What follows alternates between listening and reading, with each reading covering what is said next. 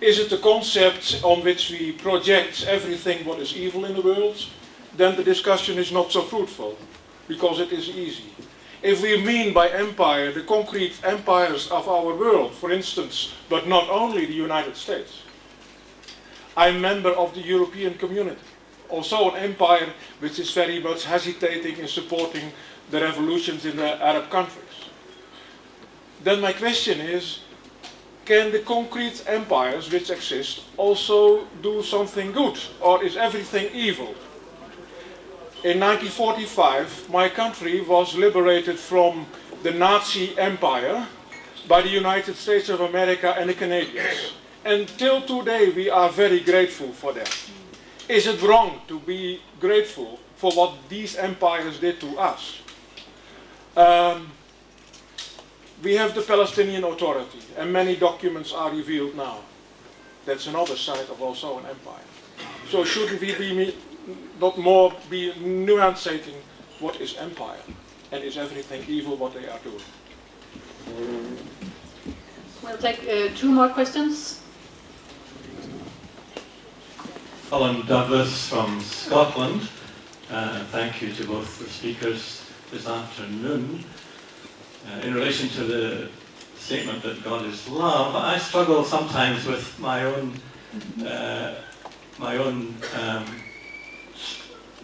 idea of anger. Was Jesus in touch with his anger when he drove the money changers out of the temple? And is there a place for anger in the Christian way? We don't probably want to preach too much today about the wrath of God. God is slow to anger.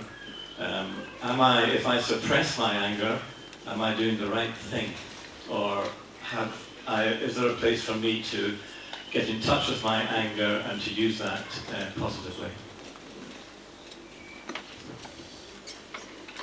And one last question. Used with your reference to the biblical God and the other God. And then you really confused me when you ended by saying that some preachers use the text and we should say thanks that that's not God. Are you referring to the Old Testament as opposed to the Christian New Testament? That's my question, I suppose. Oh, great. Thank you very much. You confused. Yes. Maybe we'll have some answers now from a name. There was a movement from the way the Bible came to us, at least the Bible, the way we have it, the way the books of the Bible are laid out in the Bible that we have.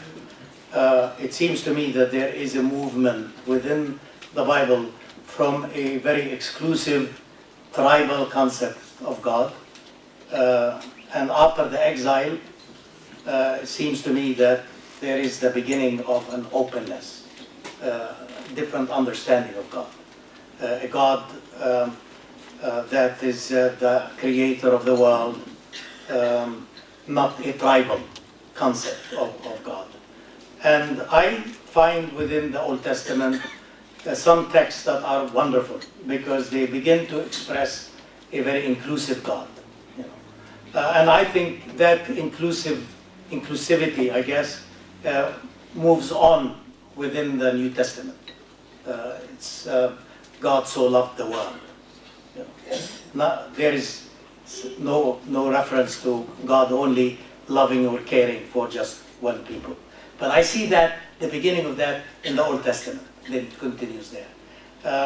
So within certain parts of the Old Testament, especially the Torah, I think there are some texts that are very disturbing because of their reference to a more exclusive concept of God. And this is, for example, I did not mention this in my paper because I ran out of time, but if you take the Easter Vigil in some of our churches, we have texts that we read before Easter that all reflect about, like, say, the killing of the firstborn in Egypt. These are texts that reflect or express God as a violent God, God of war, God of violence, and so on. And we read them, and we say, the word of the Lord. That's what I'm rebelling against. Because there are texts that must not be read, because they don't really reflect the authentic expression of God in the Bible. And our people, I'm talking about Palestinian people. I tell you, obviously most of our people have not had the benefit of seminary education, but they are all first-rate theologians, because when they read the New Testament, when they read the Gospel, when they read the life of Jesus, they immediately can tell you what they can accept and what they cannot accept from their experience, because they have a picture of God in Jesus Christ, that is God who's the God of love and not the God of violence. It's amazing. I mean, if you really get to know the Palestinians from that sense, you will see the depth of their theology, experiential, very much. You know, the way they know what God, who God is, and who God is not. You know, so that's on the anger thing. I'll just say a few words. I think all of us experience at times where we are angry, and sometimes we are angry at the wrong things, but sometimes we are angry for the right things. And I think when Jesus was angry that day, and he asked people to get out of the temple, I think what we would say, righteous anger in that sense. And I think, I wish many of us would have that kind of anger when we're seeing the wall and we're seeing the settlements. That kind of anger is an anger for justice and against the injustice there. That's what we do. Thank you.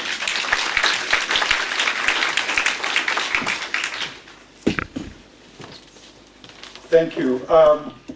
Just because to build on that last question, I think a very helpful article that I would commend is an older article written by Beverly Harrison called "The Power of Anger in the Work of Love," and she basically asserts, from a feminist perspective, the notion of that anger, which is part of the liberating force that allows us to undo those things that have power over others in such a way that we can create relationships of love and respect and so on. So there's a role for anger in the work of love.